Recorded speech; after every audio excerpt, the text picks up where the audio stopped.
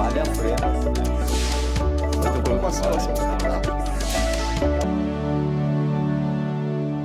O Conselho Regional de Medicina Veterinária de São Paulo completou 50 anos de existência. Os conselhos são responsáveis por fiscalizar o exercício profissional, entre outras competências. Para falar sobre esses 50 anos, eu recebo Mário Eduardo Pulga, que é presidente do CRMV de São Paulo. Seja bem-vindo, então, aqui à Rede Alesp. Muito obrigado. Bom, para começar, eu queria que o senhor falasse um pouquinho do início, né, do conselho, da formação dele, a diferença também da atuação, né, há 50 anos e agora. Pois é, Priscila, esse é um momento único para nós no Conselho de São Paulo. Nós estamos muito contentes, né, esse cinquentenário, para nós tem um significado muito grande, né? E o significado maior que eu vejo é resgatar a história realmente do Conselho e dar valor aos pioneiros, né? Aqueles presidentes, aqueles diretores, aqueles colegas que encararam o Conselho há 50 anos atrás, sem nenhuma estrutura, e eles se valeram, nesse momento, de uma ajuda. Uma ajuda muito importante, que veio de uma entidade que já existia, que era a Sociedade Paulista de Medicina Veterinária. Então, a Sociedade Paulista acolheu o Conselho nos seus primeiros dias, nos seus primeiros momentos, que, na verdade, o Conselho não tinha nada. Ele não tinha uma máquina de datilografia, ele não tinha nenhuma estrutura física, ele não tinha nada. Então, ele funcionou no início dentro da Sociedade Paulista de Medicina Veterinária. Então, esse momento para nós é um momento de gratidão. Certo. Eu acho que a palavra que mais reflete o sentimento hoje dentro do Conselho é gratidão, né? Gratidão a esses pioneiros, gratidão a esses colegas que lá no início se desdobraram para fazer o Conselho chegar no que é hoje, né? O maior Conselho do Brasil. O Conselho hoje ele tem, então, essa função de fiscalizar, mas eu queria que o senhor detalhasse para a gente como funciona a atuação do Conselho. Nós temos 3 grandes objetivos no Conselho.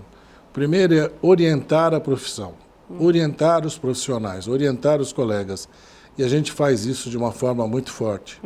Segundo é normatizar a profissão. Normatizar, baixando resoluções, fazendo com que os colegas obedeçam essas resoluções através de fiscalizações. Então, esses três pontos são os mais importantes em termos de atividade do Conselho de São Paulo. Mas também, e principalmente, servimos como um tribunal de honra, né? É um tribunal de ética da profissão. Então, nós fazemos mensalmente julgamentos de processos éticos contra aqueles colegas que, eventualmente, possam ter cometido algum tipo de irregularidade. Aumentou muito o número de médicos veterinários ao longo dos anos. Eu queria que o senhor falasse um pouco desse processo e o que o senhor acredita que foi o motivador para esse grande número de profissionais.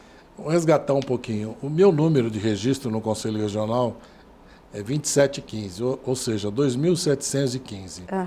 Quando eu me formei, em 1979, pela USP, pela Universidade de São Paulo, o número do Conselho ele aumentava muito devagar, porque o número de faculdades era pequeno. Sim. Então, nós tínhamos a USP, nós tínhamos a Unesp Botucatu, nós tínhamos a Unesp Jaboticabal, e depois surgiram algumas faculdades privadas, para daí surgir a Unesp de Araçatuba. Certo. Mas o número, então, ele aumentava gradativamente, mas de uma forma bastante lenta. A partir dos anos 80, anos 90, houve um boom no número de criação de escolas de veterinária no Brasil.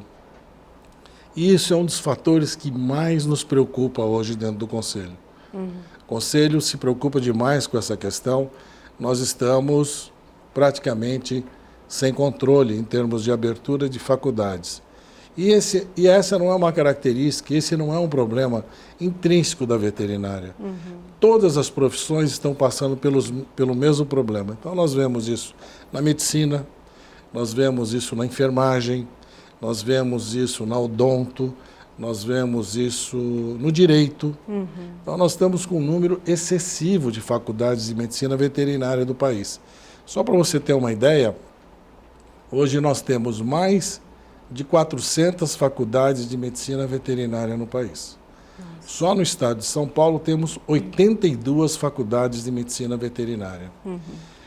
Em termos nacionais, mais de 400 escolas de veterinária no Brasil, nós significamos mais de 50% do total de efetivo de escolas veterinárias do mundo. Ou seja, mais de 50% de todas as escolas que existem no mundo estão no Brasil. É um número assustador. O senhor acha que isso compromete também a qualidade da formação dos profissionais? O senhor falou que, né, mensalmente tem os julgamentos de alguns erros de profissionais. O senhor acha que isso tem, essa formação leva a um aumento do número de casos de erros? Essa é uma grande discussão, porque quando você aumenta o número de profissionais, imediatamente você vai aumentar o número de processos éticos.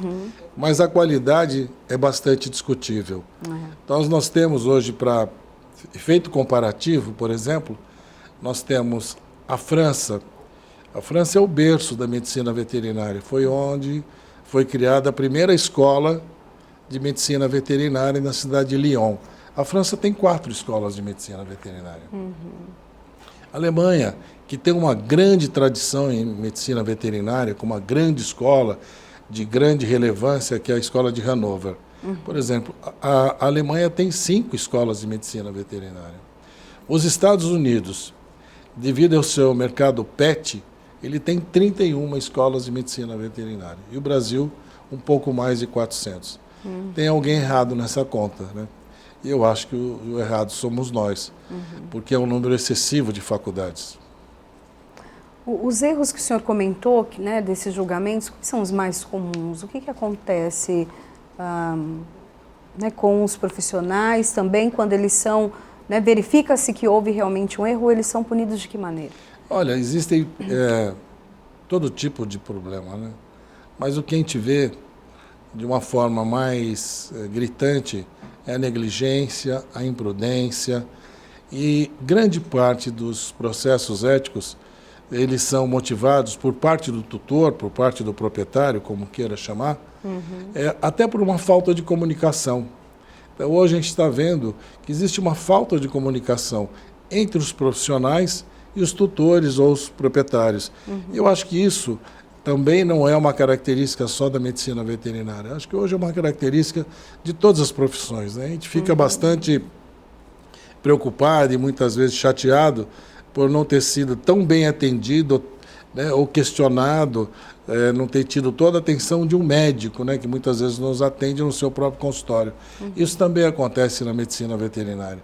Eu acho que a falta de comunicação, o diálogo, explicar de uma forma bem clara, bem objetiva, isso faz uma grande diferença para que a gente possa dar bastante clareza e bastante segurança para o tutor ou proprietário do animal. O que o senhor identifica, né, para uma pessoa ir para essa área, né? Às vezes a pessoa gosta do bichinho, tem pet em casa, é apaixonado e acha que consegue lidar com a medicina veterinária. O senhor acha que é isso? É só gostar de bichinho, ter um amor especial ou não? Não, definitivamente não. Eu acho que você tem que ter um olhar para os animais, com certeza tem que ter um olhar diferenciado para os animais, mas é que nós estamos dando um recado, nós mesmos, veterinários, médicos veterinários, nós estamos dando um recado para a sociedade que nós só somos doutores de cães e gatos. Isso não é verdade. Nós somos muito mais do que isso. Não existe nada de origem animal que não passe, que chegue até as nossas mesas e que não passe pela mão do médico veterinário. Eu estou falando desde uma granja de avicultura, até uma suinocultura, uma bovinocultura de corte, uma bovinocultura de leite, até o produto fatiado na gôndola do supermercado. Em toda essa cadeia, teve a mão do médico veterinário.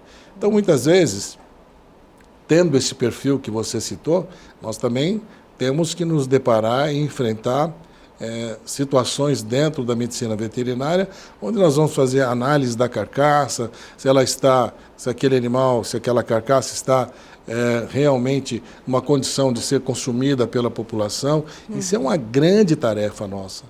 E é historicamente uma das áreas mais bonitas dentro da medicina veterinária, a inspeção de alimentos, quer seja de origem, quer seja a carne, suína, bovina, avicultura, o leite, o queijo, o mel, tudo passa pela mão do médico veterinário. E muitas vezes a sociedade não tem essa visão da profissão, né? Achando que nós só somos doutores de cães e gatos. Somos também, com muita honra, com muito orgulho e com muita alegria, mas somos muito mais do que isso. Então, só gostar de bichinho talvez não seja o suficiente para a gente encarar os outros desafios das outras áreas de atuação da medicina veterinária. Então, nós temos que ter uma visão bastante abrangente com relação a isso. O que a gente faz dentro do Conselho? Visita as faculdades, conversa com os alunos. Nós temos uma palestra pronta onde nós falamos sobre as áreas de atuação do médico veterinário, da medicina veterinária, e mostramos para eles todas as oportunidades que eles vão ter depois de formados, inclusive a área de cães e gatos. Porque nós somos hoje, dependendo do dólar, o segundo maior mercado pet do mundo. Verdade. Algo em torno de 23 bilhões de reais. É muito dinheiro. E é um mercado ascendente, é um mercado sem crise, e é um mercado que tem atraído muito o estudante, a classe veterinária, para esse mercado de clínica de veterinário de pequenos animais. É um mercado ainda promissor? Para novos profissionais, ainda é uma profissão que tem espaço para novos profissionais? O senhor já falou que tem muita gente no mercado, né? Mas ainda tem espaço? Olha, antes de vir para cá, eu estava assinando algumas carteirinhas. É meu dever assinar a carteirinha de cada novo profissional. Certo. E eu estava assinando a carteirinha de número 48 mil. Nossa. 48 mil. É muita gente no estado de São Paulo. E eu procuro dizer nessas entregas de cédula, que eu entrego para cada colega, dentro de uma solenidade que a gente faz lá no Conselho, né? A gente também faz essa palestra para dizer, olha, todas as áreas de atuação que vocês podem ter daqui para frente, mas a gente sempre diz o seguinte, a felicidade de cada um é a felicidade de cada um, né? Como que eu posso dizer para um novo colega que está entrando na profissão, olha, não entre nessa área porque ela está saturada. Se é essa que ele ama, se é essa que ele gosta. Eu só posso aplaudir e dar toda a minha força para que tudo corra bem com ele. Mas o que nós dizemos é o seguinte, a área PET ela está crescendo de uma forma muito grande, mas a especialização também está crescendo junto. Então hoje eu encontro colegas que eu não vejo há algum tempo, e a gente pergunta, né, o que você está fazendo? Eu falo, olha, eu estou só na dermato, eu estou só na ortopedia, eu estou só na anestesia. E isso é bacana de ver. Ou seja, a clínica veterinária de pequenos animais, ela tem espaço, mas é um espaço que está cada vez mais qualificado e cada vez mais especializado. Você citou até algumas especializações, mas quais as outras que também o profissional o médico veterinário pode ir? Para quais outras áreas? Olha, são tantas áreas, a área de cirurgia, a área de anestesia, a área de homeopatia está crescendo muito, a área de medicina veterinária é legal. Hoje você tem um nicho dos equinos, aquele colega que entra na faculdade hoje, querendo trabalhar com cavalo, ele entra desde o primeiro ano sabendo que quer trabalhar com cavalo. Quem mexe com cavalo não quer mudar a área, durante a faculdade ele não muda. Sempre foi assim, na minha época também. A área de bovino de corte, bovino de leite, os números falam por si só. O agronegócio, ele tem números impressionantes, ele corresponde a 23% do PIB brasileiro. E nós estamos totalmente inseridos no agronegócio. Só para se ter uma ideia, o Brasil hoje é o segundo maior produtor de frango do mundo. É o quarto maior produtor de suínos do mundo. É o segundo maior produtor de carne vermelha do mundo. É o maior exportador de carne vermelha. Somos o quarto maior produtor de tilápia do mundo. Somos o sétimo maior produtor de ovos. Somos o quarto maior produtor de leite. Somos grandes produtores de mel. Então, a área veterinária tem uma dimensão muito grande. E essas áreas estão sendo ocupadas por todos esses colegas, além dos clínicos de pequenos animais. Doutor, qual a diferença entre o veterinário e o zootecnista? O que mais nos diferencia é a questão da sanidade. A clínica é aquilo que nos diferencia com relação à zootecnia. A zootecnia está muito voltada para a área de produção, são excelentes técnicos em termos de alimentação animal, eles entendem muito disso, formulação e balanceamento de ração para todas as espécies. Os co-irmãos zootecnistas são muito, muito, muito competentes nisso. Mas a área da clínica, essa é nossa, é essa que nos define e é essa também que nos separa dos zootecnistas. Bom, eu queria que o senhor falasse também um pouco dessa questão da mulher como veterinária, né? Antes era uma profissão mais predominantemente masculina, as mulheres têm ganhado espaço também, e na questão dos animais de grande porte, as mulheres também estão nessa área? Sim, elas estão. Então, hoje eu poderia dizer que a profissão está se feminilizando, né? Porque em cada faculdade que eu vou, eu conto muitas vezes o número de alunos e de alunas, nós temos, em média, de 60% a 70% meninas. E que bom, né? Sim. E que bom que seja assim. Elas têm acesso a todas as áreas da medicina veterinária, evidentemente que nas áreas que exigem um pouco mais de força física, né? Elas têm que se adequar com relação a isso, mas elas são muito bem-vindas. E as meninas estão tomando um espaço muito importante. Desses 60%, 70% de alunos voltados para a medicina veterinária, a gente vê também que grande parte delas vão para a clínica de pequenos animais. Então, nós estamos nos tornando uma profissão urbana, de clínica de pequenos animais e feminina. E essa não é uma tendência brasileira apenas, é uma tendência mundial. A gente consegue ver isso em outros países também. Aí, animais de grande porte, a predominância ainda é masculina? Eu diria que nós estamos chegando quase no meio a meio, porque elas também encaram o desafio de trabalhar com equinos sem nenhum problema. Então, as meninas estão de parabéns. Bom, vamos falar um pouquinho também dessa evolução nesses 50 anos, né? O mesmo cuidado que hoje a pessoa tem com seu animalzinho de estimação é de 50 anos? Definitivamente não, né? Hoje nós temos um arsenal terapêutico muito maior do que nós tínhamos alguns anos atrás. E não digo há 50 anos atrás, até há pouco tempo atrás.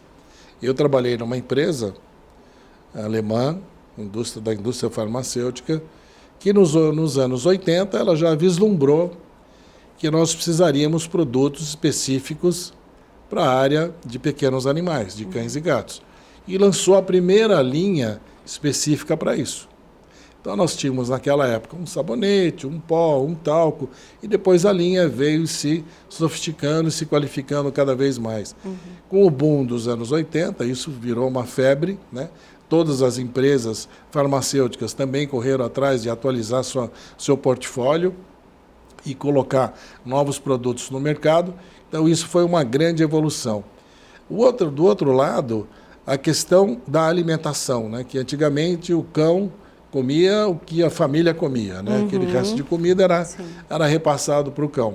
E hoje nós temos uma gama de rações extremamente específicas para gato, para cão, para filhote, para cão com problema renal, para isso e para aquilo. Então nós temos hoje uma evolução do mercado veterinário nesse sentido muito grande. Hoje o mercado veterinário está aí, grande parte dele é movido pela indústria de ração. O senhor acha que é muito diferente a questão do ser humano, né? Quando precisa de um médico, já vai logo ao pronto-socorro, já sentiu alguma coisa estranha, marca um médico. Os donos dos animais, os tutores, né? Eles rapidamente procuram o veterinário. O senhor acha que ainda há uma certa dificuldade nesse processo? Eu acho que ainda existe uma certa dificuldade, principalmente para encarar a questão da medicina veterinária preventiva, né? Para levar o animal sistematicamente para ser vacinado, cada 6 meses ou a cada ano, dependendo da vacina.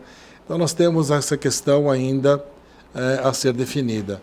A vermifugação, né? Porque nós precisamos entender, e muitas vezes a gente se esquece disso, que é ótimo ter um animalzinho, que é ótimo ter um pet dentro de casa, mas eles transmitem doença. E hoje a raiva está aí voltando com toda a força, né? Não tem uma quantidade suficiente de vacina oficial, né, dada pelas entidades governamentais, para que a população vacine seus cães em campanhas oficiais. Então nós dependemos da vacinação nas clínicas particulares. E elas estão fazendo o seu papel e de uma forma muito boa. Então o que eu acho que nós precisamos realmente é criar, inclusive para nós mesmos, né, a cultura da medicina veterinária preventiva, assim como nós temos que cuidar também da nossa medicina preventiva humana, né? Procurar o médico sistematicamente para saber como andam as coisas, não só quando tem problema, né? Porque daí talvez a oportunidade já tenha passado e o problema se agravou. Mas eu acho que isso está começando a já ter uma evolução bastante grande e os tutores hoje, considerando os pets como membro da família, né, que são, né? Então eles estão tendo uma nova postura com relação aos seus pets. Queria fazer um parênteses, se você me permite. Claro, fica à vontade. Contra a humanização. Eu não estou falando em nome do Conselho nesse momento. Sim. Falo como médico veterinário. Eu acho que está existindo um certo exagero com relação à humanização. Então eu vejo muitas vezes uma postura excessiva com relação aos animais, de forma até podemos considerar que aquilo não é bem-estar para o animal. É sapatinho, é roupinha, um excesso de banho, perfume, tudo isso leva a problemas. E principalmente considerar que os animais transmitem, sim, zoonoses importantes para nós. Nós temos que ter todo o carinho, todo o amor, todo o respeito por eles, mas nós precisamos considerar que nós somos animais e eles também são. E os números não mentem. 75% das novas doenças, as doenças emergentes que surgem no mundo, são todos de origem zoonótica, ou seja, vinda dos animais para nós. E isso é bastante importante, são dados da Organização Mundial de Saúde, que mostra para a gente que a gente precisa ter muito cuidado nesse relacionamento. Ele não pode ser promíscuo, tem que ser um relacionamento respeitoso, amoroso, carinhoso, mas que a gente consiga dimensionar, né, essas dificuldades que muitas vezes a gente não quer ver. Bom, existem algumas políticas públicas já, né, nessa questão da medicina veterinária. Eu queria que o senhor falasse um pouco do que já existe, mas também do que falta, né? A gente está na Casa de Leis e é uma oportunidade de trazer um debate aqui para essa casa, né? Eu penso que nós deveríamos cuidar de ter uma coordenadoria, uma secretaria de saúde e bem-estar animal. Acho que já passou da hora de a gente pensar em termos uma secretaria específica para os animais. Porque quando a gente fala em termos de programa oficial, a Secretaria da Saúde fala, olha, realmente, a questão da raiva é comigo. Então tá lá. Mas quando a gente fala, por exemplo, em animais silvestres, nós vamos falar com o meio ambiente. Quando nós vamos falar de animais de produção, nós temos que falar com a agricultura. Eu acho que a gente deveria ter uma secretaria só, e essa Secretaria de Sanidade e Bem-Estar Animal, ou de Saúde e Bem-Estar Animal, deveria cuidar de todas as ações, de todos esses temas relacionados aos animais. Essa seria uma boa alternativa, e isso eu acho que já existe uma discussão em torno disso. O Conselho foi a primeira voz a levantar no sentido de solicitar uma visão sobre essa ideia. E realmente voltarmos a termos campanhas, né? Por exemplo, da vacinação de raiva, a ponto de não necessitarmos, os mais carentes, não necessitar de ter que levar o seu animal até uma clínica. Muitas vezes ele não tem uma capacidade financeira para pagar isso, embora as clínicas veterinárias hoje tenham todo tipo de facilidade para aquelas pessoas que têm menos posse, facilidade no sentido de fazer um programa de fidelidade, um programa de ter um custo razoável para todas essas ações. Então, eu acho que essas questões poderiam ser olhadas de uma forma mais uma forma mais atenta. E com relação a uma política pública, não só estadual, mas uma política pública federal, é realmente questionar a abertura de novas faculdades de medicina veterinária. Eu acho que não tem mais necessidade de abrir novas faculdades de medicina veterinária, e ainda nós temos o fantasma do ensino à distância. Do EAD, exatamente. Né? Ou da distância do ensino, como queiram. Né? Porque era até a pergunta que eu ia fazer para o senhor, essa questão do ensino à distância. Algumas profissões, elas já estão aos poucos, por exemplo, a enfermagem já tem uma parte da formação que é feita EAD. E são profissões que lidam com vida, né? Exato. E aí, como que o Conselho enxerga? Vejo com muita preocupação isso. E, felizmente, nós fizemos um grande movimento junto de todos os outros conselhos regionais, capitaneados, que fomos pelo federal, em Brasília, no sentido de dizer não ao EAD. Mas, doutor Mário, o senhor é contra o EAD? De jeito nenhum. Como recurso, como ferramenta, como alguma forma que venha agregar valor à formação que o veterinário está recebendo da faculdade, eu acho que não teria problema nenhum. Desde que seja uma metodologia que venha complementar tudo aquilo que já está sendo tratado pelas faculdades. Então, de uma forma complementar, eu não vejo problema nenhum. Agora, da forma como está sendo colocada, como uma forma de graduação, eu não posso concordar. Né?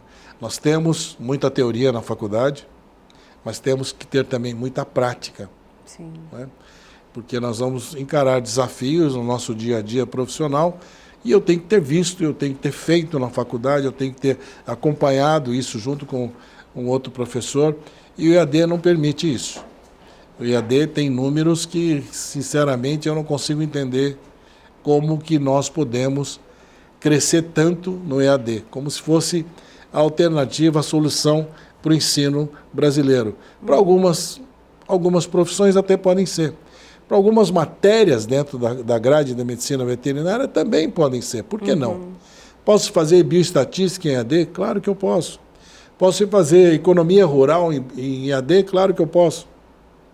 Posso fazer deontologia via EAD? Claro que eu posso. Eu posso fazer o resto da faculdade em EAD? Não.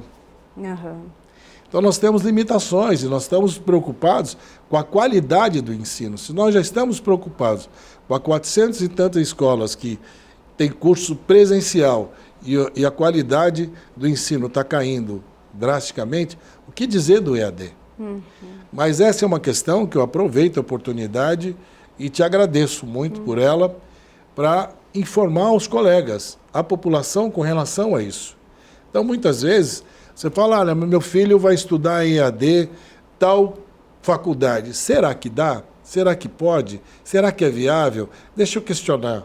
Ligue para o conselho, procure saber como é que é a profissão, o que ela abrange, se isso é uma coisa viável ou não. Nós estamos lá para isso, para esclarecer aquele pai daquele futuro aluno ou daquele menino interessado em fazer medicina veterinária. Então nós precisamos ter essa oportunidade de dizer para eles, olha, calma, talvez o senhor vá pagar pouco por um curso EAD para sua filha de enfermagem, disso ou daquilo, mas a sua filha realmente não vai ter uma qualificação que lá na frente ela vai poder entrar de peito aberto no mercado de trabalho. Então nós temos a gente tem que ter muito cuidado com isso.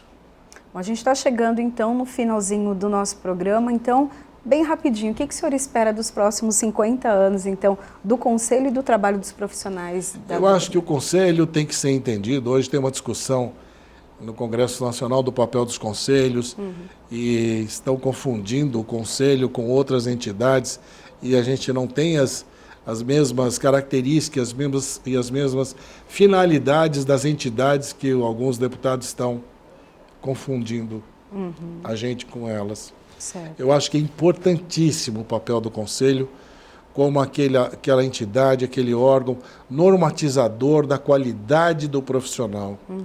Todos nós queremos ser bem atendidos, por médicos, por engenheiros, por arquitetos, por advogados, por médicos veterinários, e a presença do Conselho qualificando o exercício profissional, normatizando o exercício profissional, fiscalizando o exercício profissional é de fundamental importância. Então, eu acho que nós estamos trabalhando fortemente isso no Congresso, levando essa informação para alguns deputados e mostrando para ele que nós não somos associação, nós não somos sindicatos, nós não somos outras entidades com as quais eles estão tentando nos associar. Nós somos aquela entidade que preserva, que cuida da qualidade do exercício profissional em benefício da saúde humana, da saúde dos animais e de toda a sociedade. Ok, muito obrigada pelas informações. Volte sempre. Eu que agradeço, muito obrigado. Bom, o programa em discussão especial de hoje fica por aqui. A gente se encontra na programação da Rede Alesp ou no canal da Rede Alesp no YouTube. Tchau, tchau.